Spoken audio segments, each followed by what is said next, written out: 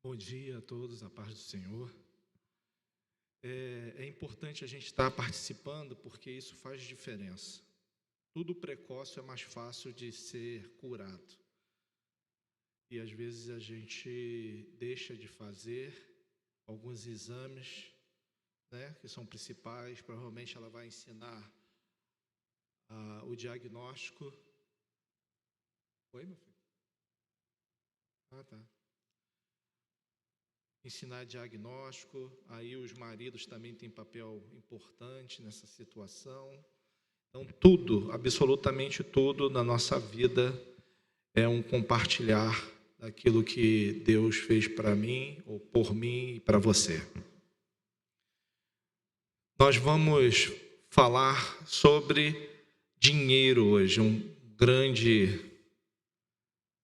eu confesso que eu não gosto disso, mas é necessário para que um dia a gente não precise mais falar. Então eu creio no poder de Deus e nisso.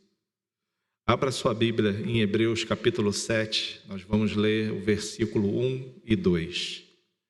Hebreus capítulo 7, versículo 1 e 2. A gente vai estar falando um pouquinho sobre o dízimo, para que toda vez que você ouvir dessa igreja falar sobre oferta e sobre o dízimo, entenda a posição da igreja. Então a gente vai estar falando um pouquinho sobre isso. Amém? Hebreus capítulo 7, versículo 1 e versículo 2 diz assim: Esse Melquisedeque era rei da cidade de Salém, sacerdote do Deus Altíssimo. Quando Abraão voltava da batalha que matou os reis, Melquisedeque foi ao encontro dele e o abençoou. Abraão lhe deu a 10ª parte de tudo que lhe havia tomado dos inimigos da batalha. O nome de Melquisedeque quer dizer, primeiramente, rei de justiça, porque ele era rei de Salém, e o seu nome também quer dizer rei da paz. Vamos orar. Senhor, nós chegamos aqui nesta manhã e já aprendemos tanto no louvor, ó Pai, que a gente tem que se esvaziar, que o Senhor tem que crescer nas nossas vidas. Nós aprendemos que nós devemos sempre te adorar. Aprendemos, ó Pai, da vida de João Batista, como exemplo de João Batista, que nós devemos proclamar e talvez abrir mão até das nossas vidas. Pai, tantos foram os ensinamentos nesta manhã através das canções, que a gente possa ter isso no nosso coração e na nossa mente, para que isso possa se tornar verdade um dia nas nossas vidas. Nos ajude agora na exposição da Tua Palavra, que ela que tem poder de não voltar vazia, possa fazer o que ela tem para fazer nas vidas de todos que estão aqui. Nos abençoe, em nome de Jesus. Amém. Essa história de Melquisedeque e de Abraão está lá registrada em Gênesis capítulo 14, de 18 a 20. E por que eu escolhi para a gente começar a pensar no dízimo exatamente nessa parte? Porque esse encontro aconteceu mais ou menos 500 anos antes da lei de Moisés. Então foi algo espontâneo, algo que brotou no coração de Abraão. Algo que faz a diferença e provavelmente serviu de exemplo para que seja constado na lei mosaica o dízimo. E aí a gente tem que pensar e tentar lembrar um pouquinho, depois a gente vai entrar nessa história, de quando que foi instituído o dízimo. Aí a gente tem Levítico, depois você pode ler, capítulo 27, Números 18 e Deuteronômio capítulo 14. Todos esses capítulos falam do dízimo. E o dízimo, naquela época, tinha uma finalidade específica. Eu e você sabemos que Israel foi dividido em 12 tribos. E uma delas era a tribo de Levi. Da tribo de Levi foi escolhido para sair deles os sacerdotes e os levitas. Os sacerdotes e levitas só trabalhavam para, primeiro, o tabernáculo, a tenda e depois o templo. eles não tinham direito à herança, então eles não tiveram a terra que foi dividida e não plantavam. Eles viviam em função de manter em ordem a casa de Deus daquela época, principalmente. Então, é importante que eu e você tenhamos em mente a função dada para o dízimo e a oferta daquela época. Mas o mais bacana, que normalmente a gente só pensa nisso. Mas se a gente for ler Deuteronômio, além disso, Deus diz que também tem que cuidar, o dízimo servia para cuidar dos estrangeiros, dos órfãos e das viúvas. Então, nosso Deus, desde o Antigo Testamento, se preocupava como um todo. É bem verdade que ao longo da história, e a gente vê isso principalmente nos fariseus, já ali na época de Jesus, que eles se preocupavam unicamente de cumprir uma regra, e uma regra que era contadinha lá, centavo por centavo, né? Eu até falei disso na hora da oferta domingo passado, que os fariseus, ele dava do cominho, dava da hortelã, então ele dava dízimo de tudo. E é bom que a gente entenda que também que nessa época, muito dos dízimos não era dinheiro como hoje. Muito dos dízimos era uma ovelha, era uma vaca, era um carneiro, que era dada, semente que era dada do povo de Israel para manter a contribuição e manter ativo, porque o levita tinha que comia dessas ofertas. Isso era bem bacana, porque tinha uma visão, não era questionado, o povo não questionava, por que você está tirando, não está, porque foi tudo muito bem claro, as regras foram claras. Deus estabeleceu regras claras. Era tão bacana que os levitas recebiam o dízimo e desse dízimo tiraram o dízimo para dar para o sacerdote. Então tinha regra para tudo, tudo direitinho, tudo às claras. Não é porque o sacerdote era maior do que os levitas, não tinha essa questão de hierarquia, era simplesmente cada um fazia o seu trabalho e cada um tinha uma função. Porque hoje o que a gente vê, não, eu sou apóstolo, então as primícias vêm para mim e o resto é o resto, e Deus não foi isso que Deus explicou, e Deus deixou muito claro isso desde o Antigo Testamento. É bem bacana a gente ver a didática do nosso Deus ensinando a mim e a você, mas muitas das vezes a gente não gosta de estudar, a gente não lê e a gente é enganado por isso. Então, as coisas e pessoas, infelizmente, lobos aí em pele de cordeiro, acaba iludindo a muitos e enganando a todos, né? E é importante que a gente entenda que o nosso Deus é um Deus tranquilo, é um Deus que está preocupado com você, está preocupado com o seu bem-estar, e Ele não encobre nada. Nada fica encoberto diante de Deus. Até os erros das pessoas, desses que são chamados dignos, de homens de fé, estão expostos na palavra de Deus, porque para demonstrar para mim e para você que nós somos falhos e precisamos da presença dele. Vamos lá, um encontro que Abraão teve com o Melquisedeque. A gente pode observar algumas coisas nesse encontro, que está registrada com mais detalhe lá em Gênesis. Então, Abraão descobre que o sobrinho dele, Ló, como as coisas de Sodoma, foram tudo levados cativo. Alguém chega e Ló, aconteceu isso. Ló foi preso, Abraão, e Abraão não pensou duas vezes, reuniu o povo dele e vamos lá buscar o meu sobrinho. Há uma guerra, há uma batalha e Abraão derrota 4 reis e pega os espólios da guerra. E tudo que tinham levado de Sodoma, ele toma de volta e vai levar para o rei de Sodoma.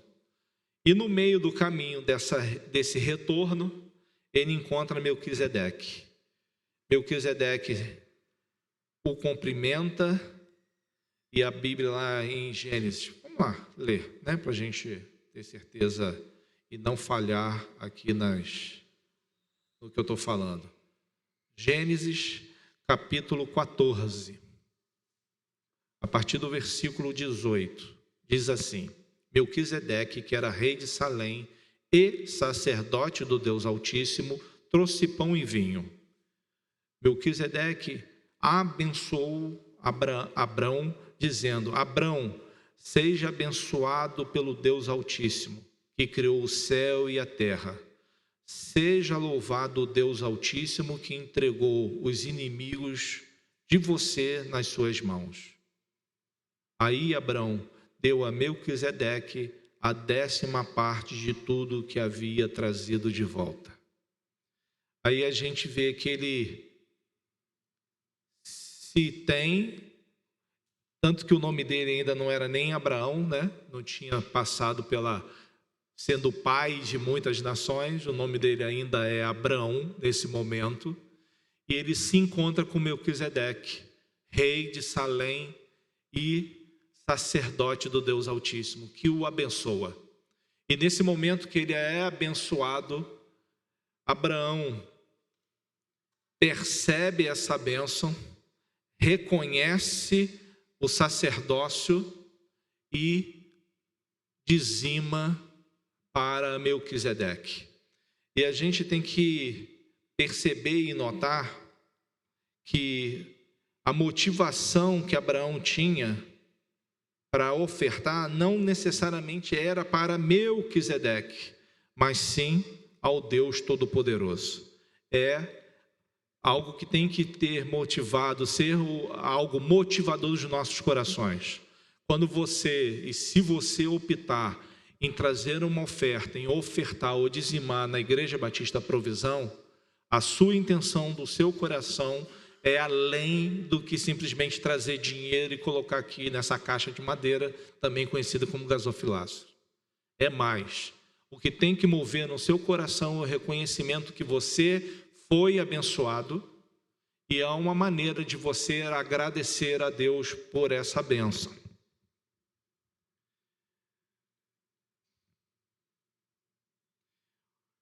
Nós vimos que o dízimo tinha a finalidade de manter o templo funcionando. A tenda, lembra? Eles desmontavam o tabernáculo, montava tudo, então tinha tudo isso.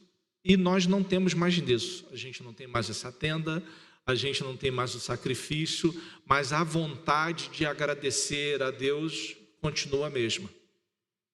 E como ofertar a Deus nos nossos dias? De que maneira ou o que eu posso fazer para que no meu coração eu oferte ao Senhor uma gratidão? Não tem uma outra maneira de fazer isso hoje que não seja abençoar pessoas. Abençoar pessoas é o foco da minha e da sua vontade de trazer um dízimo e uma oferta. Era abençoar pessoas. Nós vimos e ouvimos do Anderson semana passada falando sobre o próximo. Essa tem que ser a minha e a sua motivação. Quando eu trago algo aqui para essa igreja, e eu quero deixar isso muito claro, o objetivo principal quando você traz uma oferta é abençoar o próximo. Seja mantendo esse lugar funcionando, porque a intenção desse lugar funcionando é abençoar o próximo, ou seja através de ajuda, de uma bolsa, de um remédio ou de uma conta que algum irmão precisou que fosse paga de forma emergencial. Então, eu e você, quando você for fazer isso aqui na Igreja Batista Provisão, saiba que o que é feito aqui tem essas disponibilidades. A função é essa. Quando você ofertar aqui, saiba que o seu dinheiro vai ser administrado dessa maneira. Mas o nosso Deus, como é didático, Ele diz para mim e para você como fazer isso. E tem uma sabedoria que é o livro de Provérbios, que fala muito bem sobre isso. Provérbios capítulo 3, versículo 9 e 10. Diz assim: adore a Deus, oferecendo-lhe do que a sua terra produz de melhor. Faça isso, e os seus depósitos ficarão cheios de cereais, e você terá tanto vinho que não será capaz de armazenar. Uma outra versão diz sobre as primícias, de trazer as primícias. O nosso Deus é um Deus didático. Quando Ele institui ou coloca o dízimo para mim e para você, tem uma finalidade. É para que eu e você organize as nossas finanças. Quando Provérbios, que é de Salomão, um homem inteligente, diz: olha, entregue a Deus as primícias, é para que você perceba e gere no seu coração alguns ensinamentos. O nosso Deus, Ele para e se incomoda e ensina tudo, até como lidar com o dinheiro. Ele diz que é para você fazer isso, para que isso gere, primeira coisa, uma mente que é humana e é racional. A gente vai trabalhar com números, não tem jeito. Então, uma maneira de ensinar você a como se organizar financeiramente é te dando um percentual. Fica fácil você entender o que Deus espera de mim, de você, no primeiro momento. Então, no primeiro momento, lá com o povo de Israel, que o pessoal não sabia absolutamente nada, estava vivendo, depois de 400 anos, aquela confusão toda do Egito, eram escravos. Deus institui aí o dízimo para que ele fosse, para servir de parâmetro para mim e para você naquele momento. E serve para a gente, serviu para o povo de Israel e serve para a gente. Para que a gente consiga organizar as nossas finanças. E para gerar em mim e em você um hábito de contribuir, um hábito de ofertar. E uma outra questão é prioridade. Então ele ensina através do dízimo, através desse papel de sabedoria, e é que para você trazer as primícias, ele ensina para que gere em você um hábito de contribuir, de gerar em você a prioridade para honrar a Deus até com seu dinheiro. E é bem interessante quando a gente pensa nessas coisas, que o nosso Deus é um Deus que ama a mim e a você. E Ele ensina, e o Velho Testamento é um ensinamento, que é o princípio das coisas para que chegue até os nossos dias. Imaginemos, se guardava o sábado, que na época de Jesus brotou e brilhou o domingo, para que eu e você entendêssemos que eu tenho que adorar a Deus todos os dias. Então, se começa no sábado para se fazer a mim e você a criar um hábito, amplia isso para o domingo e desaba para que eu e você possamos aprender todos os dias. Se começa no tabernáculo, se vai para o templo e deságua na palavra de Jesus, que não é em Gerezim, não é em Jerusalém que se adora. É em todos os lugares. Porque o importante é a motivação de adorar. E Jesus fala que ele procura, está atrás, corre atrás daqueles que adoram em espírito e em verdade. Então, a gente vê toda a progressão do Velho Testamento, que começa para gerar um hábito, para gerar uma prioridade e deságua no Novo Testamento em algo maior, em algo mais profundo. Em tudo que a gente vê, vários ensinamentos, olho por olho, dente por dente, fazia a mesma coisa. Jesus não, dá uma outra face. Então deságua em amar a Deus sobre todas as coisas e ao teu próximo como a você mesmo. Então tudo que a gente for fazer, tudo que a gente pensa, tudo que a gente celebra, tudo que a gente aprende na Bíblia é para transformar a mim e a você, o meu conhecimento, o meu caráter e a maneira que eu lido com Deus. Tudo. Então a gente vê o Velho Testamento, todas aquelas histórias sendo transformadas e ampliadas num relacionamento pessoal com Deus de uma maneira mais profunda. Então não é mais seguir as leis, os ritos, a você fazer tudo que o Velho Testamento diz, como os fariseus. É mais do que isso. É diminuir eu e aumentar ele. É guardar ou gastar a minha vida por ele e para ele. Porque vai valer a pena, porque a gente vai ter o reconhecimento. Porque qual é o maior do reconhecimento? É algo que você vai ganhar? Não, é algo que você vai se transformar. O maior reconhecimento é ter o seu corpo transformado num novo corpo e você poder viver eternamente com Deus.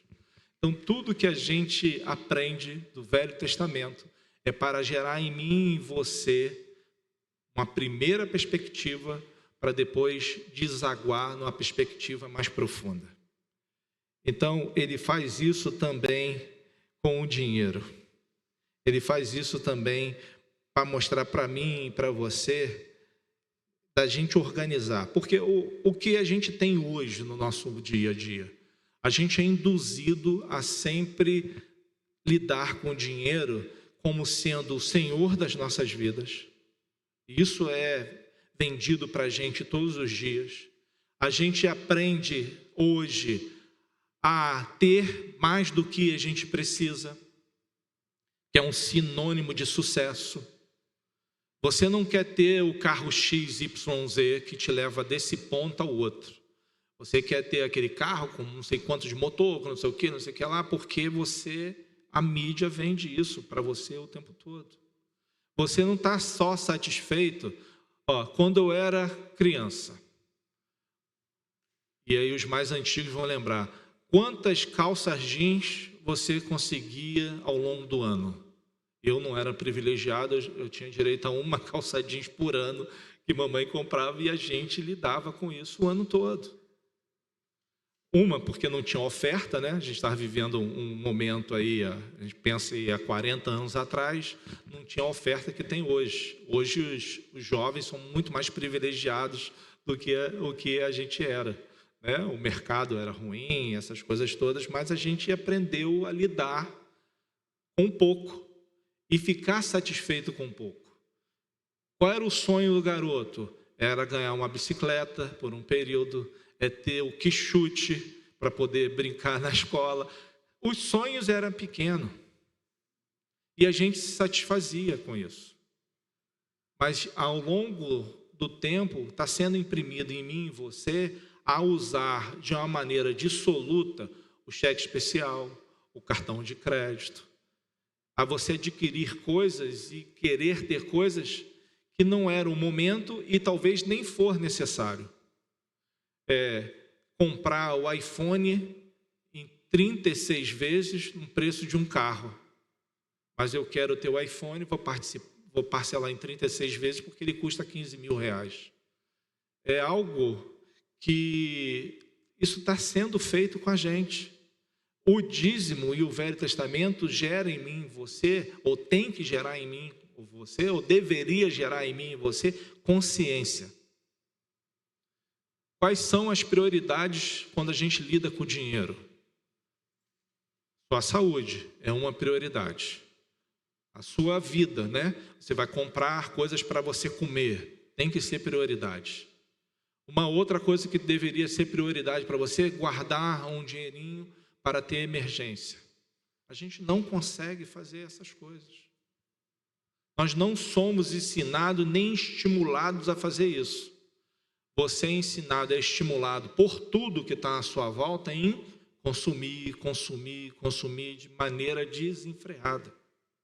Então Deus, que sabia disso, que sabe do jeito que você é, do jeito que eu sou, Ele coloca coisas na Bíblia de maneira didática para que você perceba quem Ele é e o que você tem que fazer. Salomão diz assim, você traz as primícias. Então, o que é de melhor? O primeiro você traz e entrega a Deus em oferta. e Deus vai fazer com você. Não simplesmente, não, isso aqui não é barganha. Você recebe e dá, não é isso. É a forma inteligente de você saber lidar com o seu dinheiro. Porque quando você tem a consciência e fica claro para você, você começa a dar prioridades às coisas certas da vida. Então, eu tenho que ter a comida dos garotos, eu tenho que pensar na roupa, que não precisa ser sempre, né? Você ganhava roupa no presente, no Natal, eram situações assim, mas hoje não, hoje você tem que dar, e aí a criança faz birra e você, meu Deus, aí saca o cartão de crédito, aí faz aquilo que você nunca poderia fazer, rotativo no cartão. Aí mamão te pega mesmo, te laçou para ele, porque você nunca mais vai pagar o seu cartão de crédito, porque você vai pagar 17% de juros para o meu patrão, um deles. E você não vai nunca mais sair disso, porque é impagável a dívida do cartão de crédito. Então é importante que você tenha consciência de fazer, ou que o pessoal fala muito, eu tenho que colocar a mão aonde alcança, o que pode. Mas existem sonhos, existem projetos, existe urgência. O que é urgência? Eu não tenho dinheiro, meu filho ficou doente, eu tenho que pagar o antibiótico. Vai ser o cartão de crédito. Mas eu vou abrir mão de outras despesas ou de alguma outra coisa para pagar o cartão de crédito todo, porque o meu menino teve que comprar. Isso quando a gente não dá aquela chorada, pô, parcela em 3 vezes, parcela em 4 vezes, né? Mas isso é consciência, tem que gerar. Você não pode ser pródigo. Uma maneira tem na justiça de interditar uma pessoa é a pessoa que gasta de uma maneira pródiga, de qualquer maneira. Você pode exigir dela a interdição, porque ela não tem consciência suficiente para lidar com a sua própria vida. Então é importante que eu e você, que tivemos as escamas dos olhos caíram e o Deus se revelou a mim e a você, é deixar que Deus cuide de todas as áreas da sua vida, até dessa área do dinheiro. Que às vezes a gente deixa Deus de lado nisso. Não, eu faço a gestão, Mas quando a gente coloca Deus em todos os lugares da nossa vida, começa a facilitar. E quando a gente faz a gestão verdadeiramente de uma maneira correta, dando a principalidade para as coisas que têm que ser principal, não sobra o dinheiro. Ou não falta. Chega no final, deu 0 a 0. Eu recebi 1.000, gastei 1.000, beleza, completei o mês, deu 0 a 0. Porque Deus ajuda você e a mim na organização da finança. Mas Ele quer que seja gerado no meu coração e no seu coração prioridades de importância. Por isso que Ele colocou o dízimo, instituiu isso para que eu e você tenhamos um parâmetro. Mas o que estava por trás desse ensinamento? O que está por trás desses ensinamentos que estão na Bíblia, que fala que vai abrir a janela do céu, que a gente tem que dar... O que está por trás disso no Velho Testamento? Porque ali é uma obrigação.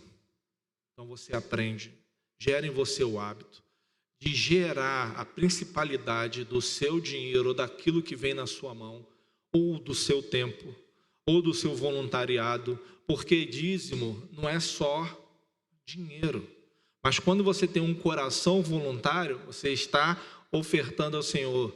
Quando você se dispõe a abençoar uma pessoa, você está ofertando ao Senhor. Lembra? Olha, quando você teve frio, eu te cobri. Quando você teve sede, eu te dei água. Quando você estava preso, eu fui te visitar. Calma aí, Jesus, não é isso. Não, mas quando você faz aos pequeninos, é como você estivesse fazendo a mim. É maior do que dinheiro. É essa percepção que tem que ser gerada em mim e em você. Primeiro começa com o dízimo, que vai gerar em você um percentual. Então você, ai caramba, eu recebo 1.518 no salário mínimo, então eu tenho que dar R$ 158 de dízimo. Você já faz o cálculo, é uma forma de ficar fácil para você saber qual é o principal. Mas não é essa a intenção dos ensinamentos do Antigo Testamento. Ele quer que desemboque o Antigo Testamento, desemboque numa outra atitude, não de se cumprir regra, mas de gerar em você e em mim uma palavra que se chama generosidade. Primeiro, aprendo a dar o dízimo, gero a principalidade desse recurso para com Deus, porque eu vou desaguar no Novo Testamento na principalidade, mas não mais com algo que faz conta. Generosidade não faz conta. Generosidade lida com as dificuldades e com as pessoas na perspectiva que o Anderson ensinou para a gente domingo passado, de fazer algo e ser relevante na vida do nosso próximo. Que pode ser com dinheiro, pode ser com carinho, pode ser com uma roupa nova, pode ser com uma quentinha. São coisas que eu e você temos que aprender. Então, o nosso amigo Paulo ensina a mim e a você a encontrar essa generosidade. 2 Coríntios, capítulo 9, a partir do versículo 7, diz assim: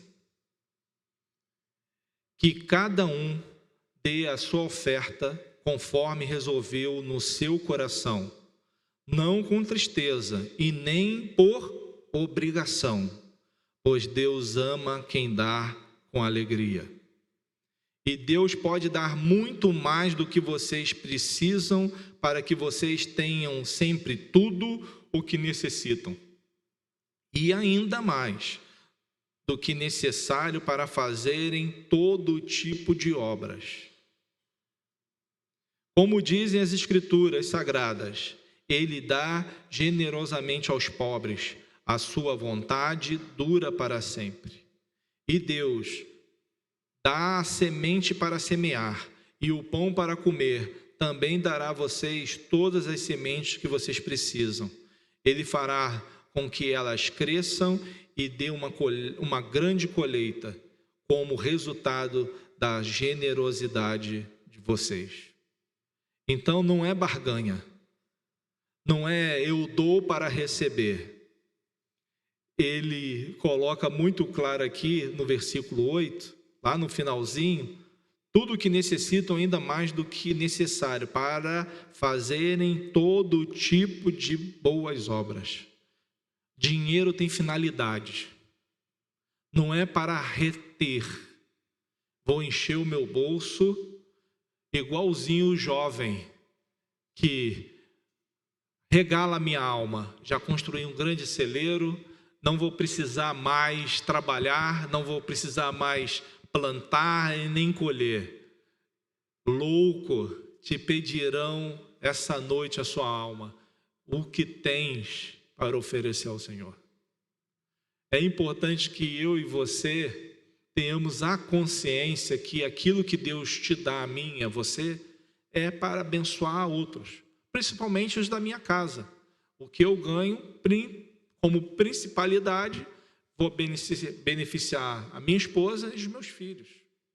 Claro, você quer conforto, você quer dar conforto, você quer comer alguma coisa diferente. Não estou falando que nada disso é errado. O que eu estou te dizendo é que você não pode reter aquilo que você ganhou a mais, e é isso que é legal. Que talvez você esteja ganhando a mesma coisa, mas misteriosamente começa a sobrar mais dinheiro. E tem uma finalidade quando sobra o dinheiro.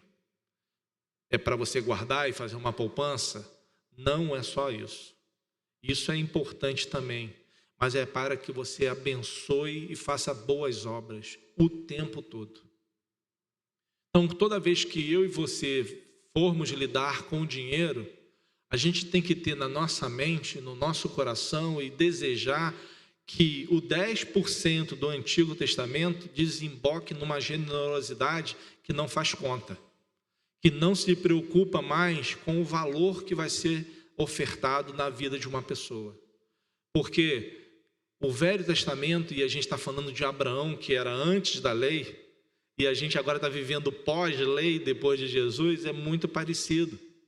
É reflexo da minha e da sua gratidão por Deus, que a gente acaba dando o que a gente pode e de maneira consciente, com alegria, não porque está sendo pedido, mas porque foi gerado em mim, em você, um coração grato e generoso. Quando você gerar no seu coração a gratidão, a generosidade, a gente não vai precisar mais, no meio do culto, parar para a gente falar e lembrar de você das ofertas, porque isso já vai ser automático mês após mês, porque a generosidade já vai estar imprimida no seu coração. O seu coração já vai ser ensinável. Então, não é barganha quando Deus diz que vai te abençoar. Não é para você, quando você bota o dinheiro, estou investindo no banco do céu, que vai ter os dividendos ou vou receber. Não é isso. É para que você possa abençoar pessoas e você ver a alegria no rosto das pessoas quando a bênção chegar. E vai chegar. Você tem sido um canal de bênção para 24 famílias aqui na igreja. É por isso que eu peço para que você venha na quarta-feira. Eu sei que não vai dar para vir em todas as quartas, eu entendo você, não tem problema nenhum. Mas venha na segunda quarta-feira então, que é o dia que a gente distribui as bolsas. Você vai ver com os seus olhos as famílias que estão sendo abençoadas por você. E isso faz a diferença. Porque isso vai te motivar a você abençoar mais essas pessoas. Aí você vai se interessar, caramba, e o Natal? O que a gente vai fazer para o Natal? Vamos comprar uma bola para essas crianças que vieram? Vamos comprar uma boneca para essas meninas? Vamos fazer alguma coisa no Natal? Comprar, sei lá, um pedacinho de porco para que eles possam fazer? Ou a gente vai fazer aqui uma ceia para eles? Então a quarta-feira da coisa vai ser a quarta-feira, mas como uma ceia natalina, onde você vai dar lá um pedaço de pernil, o outro, eu ganhei lá um peru que eu não quero, lá naquela coisa do final de ano, eu vou doar aqui para que... Eu não sei o que você pode fazer, mas eu sei que você pode. É isso que eu espero que você entenda. Tudo isso que eu falei aqui, e Deus não precisa do seu e do meu dinheiro, não precisa. Ele é o Criador, mas Ele dá a você e a mim a oportunidade de sermos gratos. Porque a pior coisa de um relacionamento íntimo é a ingratidão. Quando eu e você somos gratos pelo aquele que nos abençoou, faz toda a diferença. E essa é a relação íntima que Deus quer ter com você e comigo. Ele quer aumentar a intimidade dele. E quantas bênçãos você recebe? Você já parou para pensar nisso? Quantas bênçãos você recebe? Quantos livramentos? Quanto caixinha de remédios que você deixou de comprar? Quanto gás começa a dar mais do que deveria? Aí o troço que ia gastar 30 dias, misteriosamente foi para 40. Ou foi para 42, ou foi para 44 dias. Esse é a prosperidade que Deus quer que você tenha e que eu tenha. A consciência de tudo que eu tenho é graça. Tudo que eu tenho foi Deus que me deu. Então, quando você faz, ou quando você doa alguma coisa, ou quando a gente pede dinheiro aqui, tenha sempre na sua mente. É para abençoar pessoas. É para manter isso aqui funcionando. De uma forma assim bonita, né? Que a gente tem visto. E manter isso. Então, o que eu queria que você saísse daqui hoje, com uma coisa na mente. Tudo é o começo. Tudo é o hábito. Tudo é a transformação da mente. Então a gente gera em mim, em você a consciência. Deus gerou em mim, em você a consciência. Eu tenho que contribuir. Vou contribuir com aquilo que eu coloquei no meu coração. Deus dá um exemplo de 10%. Mas quem vai decidir isso é você com ele, não sou eu. Aqui é o exemplo dos 10%. Aí você colocou isso no seu coração e você vai ofertar por consciência, não por constrangimento. Não é porque a gente está pedindo que você vai ofertar. Então, você gerou em você a consciência, gerou em você o hábito e você vai se tornar a fazer isso. E deixa Deus trabalhar no seu coração de uma maneira a que você aprenda a abrir mão de algumas coisas, como nós cantamos hoje, que faz a diferença na sua vida e na minha. O que você tem que abrir mão para que você tenha a maior comunhão com o Senhor? O dinheiro é algo muito sério. O dinheiro destrói família, o dinheiro a gente é apunhalado pelas costas, um colega nos dá a volta, o dinheiro gera em mim, em você, coisas terríveis. Não o dinheiro em si, mas o amor que está nele e o que ele simboliza. É por isso que Jesus falou, e não, nada na Escritura, só isso é chamado de Senhor, o dinheiro. Você não pode servir a dois senhores. Ele não falou isso de Satanás, não falou isso de pornografia ou desejos, que é assim. Ele só falou disso de dinheiro. Só o dinheiro é capaz de se tornar senhor da sua vida. Então tenha consciência, ele não é senhor da sua vida. Ele tem que ser servo seu. Você decide o que vai fazer, como fazer e o quanto fazer e de que maneira fazer. E eu tenho certeza absoluta, que quando você aprender que a generosidade está habitando no seu coração, quando você acertar as suas finanças, parar de gastar dissolutamente, ou com futilidades, ou com algo que não abençoe nem você nem sua família, você simplesmente quer aquilo. É como se fosse um bezerrinho de ouro seu. Quando você parar de fazer essas coisas, vai sobrar dinheiro para você. E vai ser algo assustador. E você, caramba, como é que está sobrando dinheiro? Aí tem uma finalidade. Não é para você reter isso que está sobrando. É para quando você passar e ver alguém em algum momento, está na rua, está com fome. Aquele dinheiro está sobrando. Vou lá pagar uma quentinha para você. Você vai lá, pega uma quentinha, pega um refrigerante e dá para essa pessoa que está nesse momento de vulnerabilidade. Porque isso é ensinado em Deuteronômio. É para a gente cuidar dos estrangeiros, é para a gente cuidar das viúvas e é para a gente cuidar dos órfãos. Isso faz parte da arrecadação de dinheiro dentro de uma igreja. Eu tenho que me preocupar com isso. Você tem que se preocupar com isso. Porque antes da estrutura vem pessoas. Então a estrutura não deu para pintar, a gente segura um pouquinho, vai pintar depois, mas porque pessoas são mais importantes. E isso é para mim e para você. E são decisões que a gente tem que tomar na nossa vida. São decisões que vai fazer a diferença de como eu vou lidar com isso. E eu sei que não é fácil, é difícil lidar com isso. As preocupações são reais. Os boletos não param de chegar.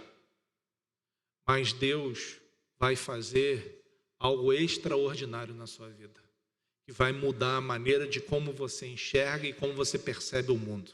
Em de você olhar para o mundo e achar que está tudo ruim, você vai olhar que o copo não está vazio, está faltando pouquinho para ele encher. A sua perspectiva vai mudar, porque Deus vai te abençoar e vai fazer com que multiplique misteriosamente o seu celeiro. Misteriosamente o arroz vai dar mais, misteriosamente o frango vai dar mais, misteriosamente o feijão e essas coisas não perecíveis vai durar de um mês para o outro e você não sabe nem como isso aconteceu, porque nosso Deus é assim. O nosso Deus é um Deus abençoador. Amém? Feche seus olhos, por favor, eu vou orar e depois a gente vai para a nossa celebração nessa manhã da Santa Ceia. Senhor, o que está no nosso coração, o que está no meu coração e o que eu espero, Senhor, que esteja no coração dos meus irmãos. Gere em nós a capacidade da generosidade. Gere em nós, ó Pai, eu não ficar satisfeito em ver uma outra pessoa num momento de vulnerabilidade. Que possa ser gerado no meu coração, no coração dos meus irmãos, o desejo de amar o próximo verdadeiramente. Não simplesmente falar de Jesus. É importante multiplicar e falar da Tua palavra, Senhor. Até porque nós fomos designados para isso. A mim e aos meus irmãos foram dados essa honra de pregar o Evangelho em todos os lugares. Mas, Senhor, como diz na Tua palavra, mas que eu possa me importar também com o estrangeiro, com o órfão, com a viúva, com o necessitado, com aquele que está precisando. Eu possa fazer isso sem hipocrisia, Senhor. Eu possa fazer isso sem esperar ou desejar glória para mim ou para a Igreja Batista Provisão. Mas que a gente possa diminuir e deixar que o Teu Espírito Santo habite dentro de nós grandemente. Que Ele possa ser derramado em cada um aqui sem porção de medida, Senhor. Para que possa transformar a nossa mente, nosso coração, nas nossas relações interpessoais, da maneira que eu compro, da maneira que eu vendo, que tudo, Senhor, na minha vida possa ser pautado pelo Teu amor e pela grandeza do Teu nome nas nossas vidas. Que eu possa me tornar digno, Senhor, que os meus irmãos possam se tornar dignos de serem reconhecidos como pessoas abençoadoras. Que a Igreja Batista Provisão, possa se tornar digna nesse aspecto também, como foi a Igreja de Corinto na visão do Paulo. Vocês já estão prontos. É só colocar a mão na massa, que a gente possa ficar pronto já já, Senhor. E possa ser gerado no coração de cada um aqui a real necessidade, ver o que realmente precisa e o como fazer para aumentar a forma de abençoar o nosso próximo. Dar-nos a Tua bênção, dar-nos a Tua graça, dar-nos o Teu reconhecimento. Faz com que eu e meus irmãos possamos entender que é melhor dar do que receber. É melhor ser abençoador do que ser abençoado. Porque eu tenho certeza absoluta que quando a gente colocar o nosso coração assim dessa maneira, como diz a Tua palavra, quando eu entregar as minhas primícias, o Senhor vai dar mais do que a gente precisa. Vai transbordar os nossos celeiros e seremos fartos de alegria e seremos fartos de contentamento.